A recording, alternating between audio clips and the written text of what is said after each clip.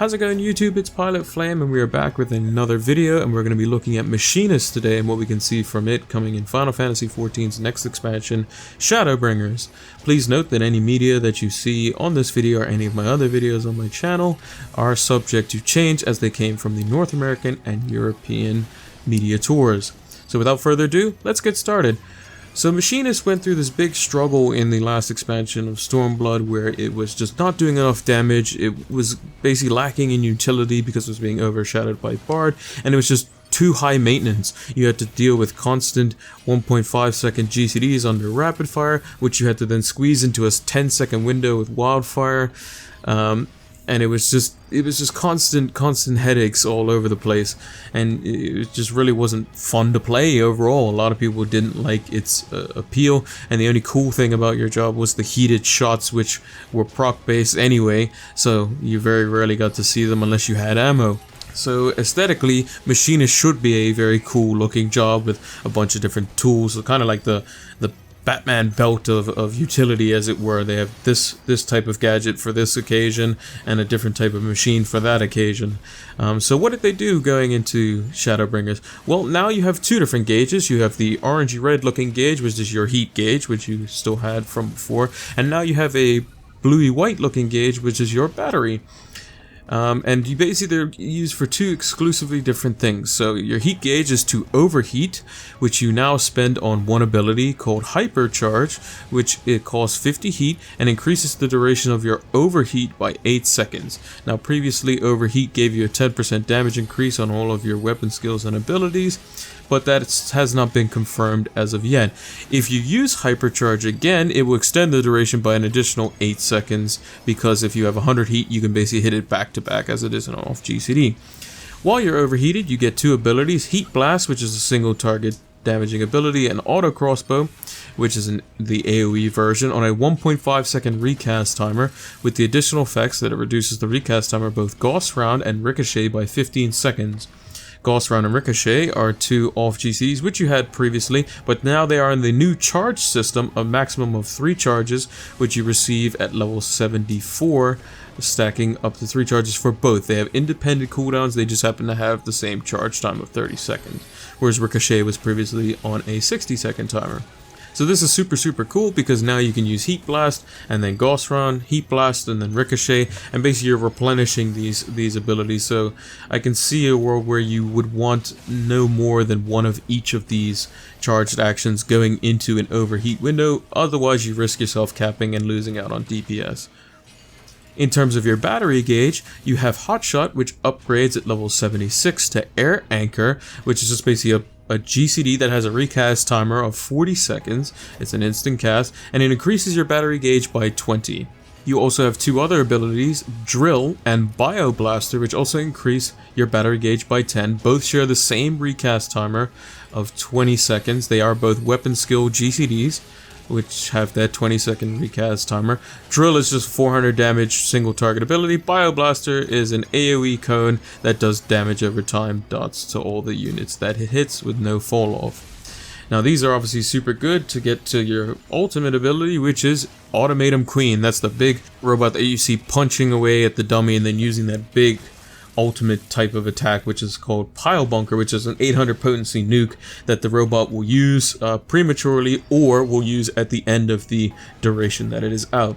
Now the duration of the robot and the amount of potency that it will deal depends on how much battery gauge you had when you sent out the robot. So it has a minimum of 50 cost of your gauge, which stacks up to 100, and if you use it at 100, it goes up for 20 seconds, whereas 10 gauge less equates to 2 seconds less. So if I put it out at 90 gauge, it's 18 seconds. 80 gauge is 16 seconds, so on and so forth.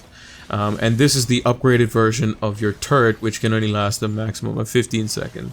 So your turret has been converted into your battery gauge cost as well. This ability comes at level 80, no surprise there. And the robot does a few abilities. So Pile Bunker at the end, which mentions 800 potency single target. It does Roller Dash, which is a 300 potency ability that it only does once when it first enters the battlefield, about 6 seconds after the duration has started. So it's around 14 and a half seconds it will do Roller Dash, and then it proceeds to do 6 arm punches. which are just 150 potency weapon skills. And this is important because the way Wildfire is worded now is that it says potency is increased by 150 for every weapon skill landed prior to the end of this effect. So based on the way that's worded, you would want the Automaton Queen out when you have Wildfire running, which happens to be every 60 seconds. And conversion for battery gauge over a 1 minute is you can literally get exactly 100 battery gauge per minute, or it works out to be roughly that. Which is perfect timing because you want to put all this burst into Trick Attack as well. So you want to line up all your buffs because you are effectively a burst class. Every 60 seconds you're going to be doing a lot of damage in a very short period of time. In terms of their other abilities, they have a few of them which basically maintained its same usage. Reassemble, now critically direct hits instead of just critically striking on your next weapon skill. Barrel Stabilizer still increases your heat gauge by 50 on a 60-second recast timer. And now Tactician was moved from the roll actions into a Machinist ability that now effectively shares the same recast timer as Troubadour and Shield Samba for Bard and Dancer respectively, as they can't be stacked, and that's just 10% raid-wide mitigation and a 20 ohm radius for 15 seconds. The Machinist also had its GCDs reworked, so Split Shot, Slug Shot, and Clean Shot are all upgraded by the time you reach level 64 to the heated versions of them, and they all increase your heat gauge by 5, and your heated Clean Shot now gives you an increase in battery gauge by 10 on the combo bonus. There's no proc system anymore, no ammos, no randomness on what procs you need to hit or what abilities you need to hit. You just have your 1, 2, 3, and that's pretty much what you're going to be using outside of your overheat window.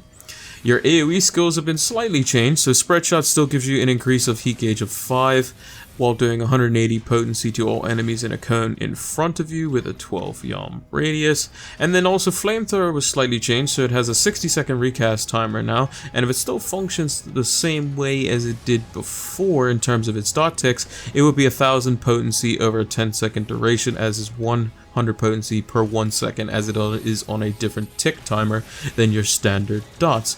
It is a channel like before, so you still have to stand still in order to get the full duration. So in terms of your AoE, you're going to prioritize using Bioblaster first, as it has a short recast timer as a weapon skill. You then want to make sure that you're not overcapping on ricochets, then you want to use Flamethrower, and then you want to Spread Shot after that. So in terms of the other traits, we briefly mentioned all of them, but you get your charged actions for third charges for Gauss Round and Ricochet at 74. Your Hotshot is upgraded to Air Anchor at 76. Your Wildfire, which we should touch on, improves the potency of landing weapon skills to 150. And then your promotion of your Rook Turret is at level 80. So Wildfire is now basically only weapon skills used by yourself.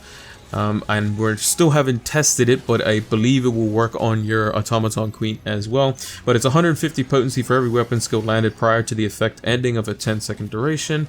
You can pop Wildfire early with the ability Detonator, but typically you want to obviously get the full duration. So what you're going to be looking to do in Wildfire is probably have both Drill and Air Anchor used inside of Wildfire in the best case scenario, with spamming Heat Blasts after the fact and getting ricochets and Gauss rounds in between, especially using as many as you can, because Heat Blast will then reduce the cooldowns of them, as mentioned before, every time you use 2 Heat Blasts. And I assume this is going to be on auto crossbows text, even though it doesn't specifically say it. You will use one of these abilities and it halves the next charge, and then use it again and you get one of each. So Machinist overall looking really fun.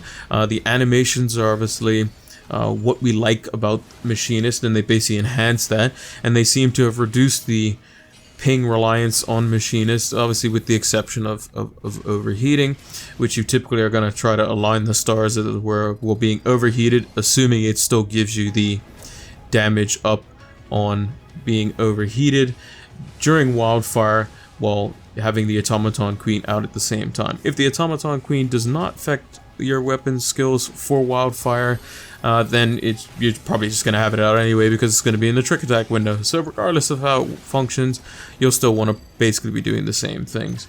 I think a Machinist is going to be a lot more approachable, considering its basic rotation is going to be quite simple. It's just managing your off GCDs to a certain extent, as well as making sure that you're bringing out the automaton queen at the right times and lining those things up, and making sure you don't bring out the robot for less time than the maximum allotted time of 100 battery gauge. So that's it for this video. We're going to be moving on to the melees afterwards.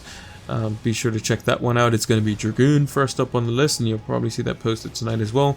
And if you're enjoying the videos, make sure to leave a like and comment down below. Subscribe to the channel if you are new.